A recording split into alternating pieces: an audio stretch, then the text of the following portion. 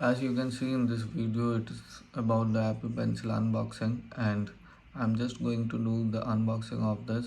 So let's begin the unboxing of Apple Pencil, which was released in 2018 October, and now it is more than 2 years. So let's see what is there on the box. On the box it is just shown like an Apple Pencil, and on the side it is written that Apple Pencil.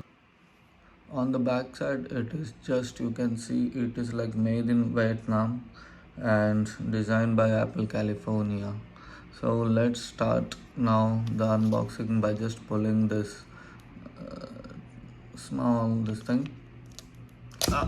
Oh, it was a bit hard, but now it become very soft, smooth. So now I'm just doing the unboxing, and I've just peeled out the plastic cover on it. Now let's see from where we can do this. Oh, here also they have given this. See, you can find this one you can just have to pull it off and your box will come out. It's like a user experience Apple has made like that.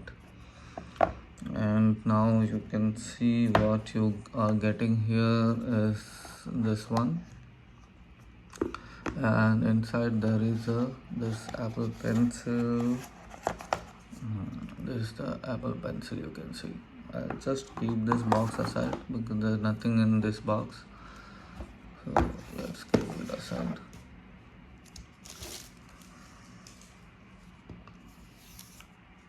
Just remove the cover, and this is how it looks. Wow, it's so silky. If you touch it, so smooth. See the tip, and nothing else is there much. And I'll just have the iPad 4 here with me, and I'll just. So this is my iPad Air 4, and let's connect the new Apple Pencil. So this is how I do the installation of this.